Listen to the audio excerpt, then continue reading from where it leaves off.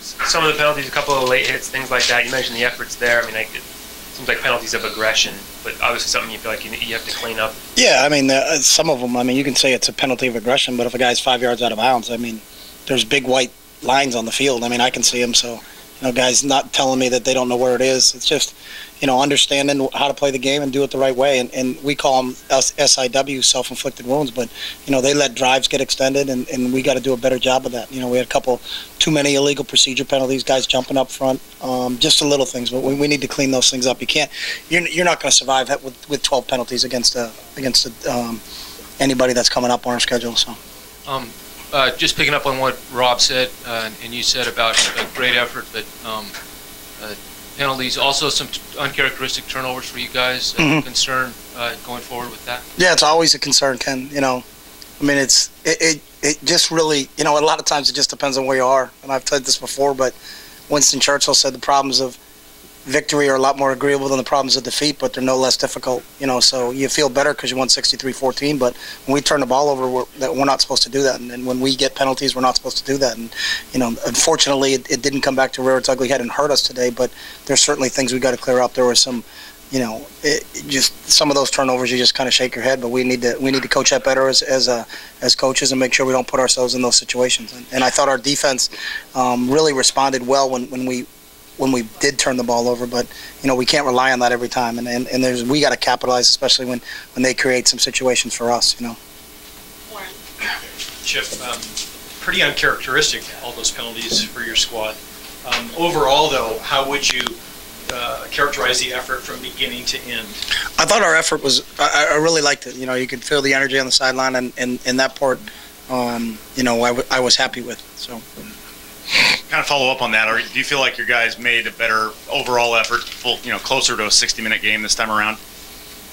Compared to where we were before, yeah, I think so. But we gotta, again, you're never as good as you think you are when you watch tape, and you're never as bad as you think you are. So it's about really getting into a rhythm and doing the same things we always do. We all make mistakes. We all got to watch a film tomorrow as a staff, and then start with our players on Monday and make corrections as we move forward. And the big thing is not trying to make the same mistakes twice. Let's correct that. But you got to play the game to get in those situations and to see how things express themselves. And then when you got it on film, then you can kind of coach it up and say, hey, this is what we did wrong on this play, and this is how we correct it, and then see how we work that out in terms of our game plan as we get ready for our next opponent, and then really kind of go from there. But there's a lot to teach off of from this game. But again, it's always a lot easier to teach when you're winning than it is when you're losing. So, Coach, Byron Marshall came in and had a pretty strong game on the ground. What does it mean to have a guy like him third on your depth chart? It helps. Byron's a true freshman. He's a kid. Is a prime example that played a lot better, I thought, tonight than he did in the opening game. In the opening game, he was a little hesitant, and then today, and he's really shown that in practice since September 1st, really trying to hit the hole and get north and south. And you're going to need him. We're going to need him to play this season. You need to have some depth at the running back spot, especially in this league. So really, I was encouraged, and he's a guy that I saw it after the first game. He made some mistakes. It was the first time he ever played in a college football game, against Arkansas State. But then you watched him get better during the week in practice, and really how Byron practices, how he played today, and I think that's going to pay dividends for us. Colt's been your starter. I think there were 3 tight ends who played on offense before Colt. Did he struggle with it? Colt hasn't been our starter, so. I mean, we rotate 4 kids. If you looked at our depth chart, we've had 4 tight ends, and they're all going to play. So we rotate everybody in. Who actually plays the first snap of the game, Oz just tells them who's going to do that. So we're rolling guys in there and making sure, we got to develop depth at that position. But, that's really where we are. I think we listed when we started our depth chart 4 guys and said, you got to put somebody on the first day who took the first snap in the first game. But there's a lot of guys that are going to play tight end for us, and we need those guys to develop. And that whole position, I think, is a work in progress. But I'm pleased that we got 4 guys at that spot. Marcus completed 12 passes to 12 different receivers. How important is spreading the ball to the phone?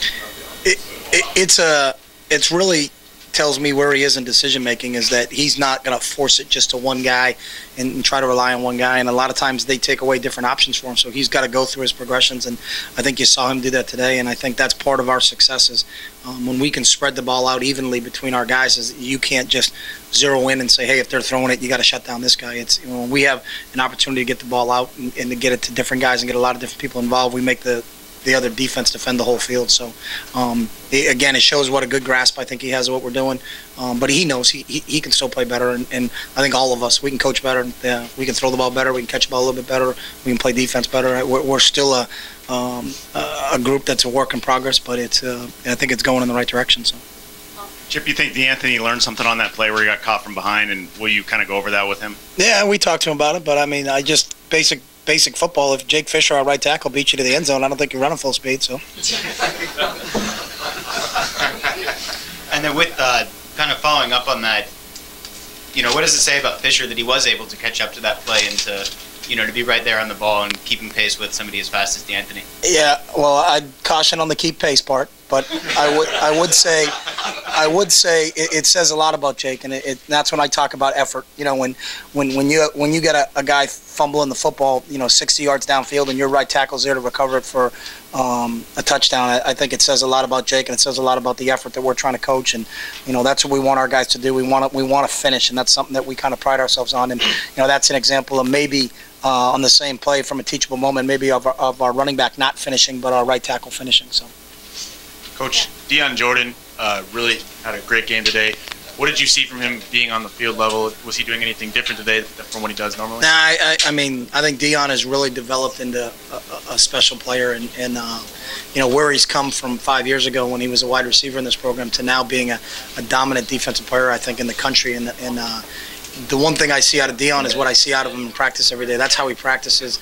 That's kind of what you get on Saturdays is what we get Monday through Friday, and that's the best form of leadership we have. And Dion's one of our real top leaders right now because of how he approaches practices every day and how he approaches the game every day.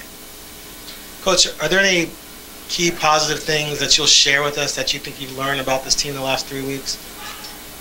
Yeah, well, the same way. Until we look at the film, I mean, there's always you watch a film and you're like, wow.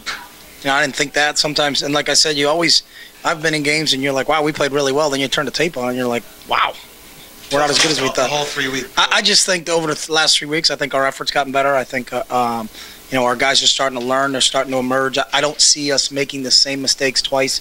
Some mistakes that I think I saw that in certain situations that were made in the Arkansas State game. And then I think we improved, played obviously a different opponent in the Fresno game, from a schematic standpoint and I think from a talent standpoint. And then, but mistakes that we tried to talk about as a staff that we need to do better on. We need to finish. We need to come out with an understanding of how we got to play and what our tempo is and setting the tone and all that. I think that's improved, but it's always going to be a work in progress for us.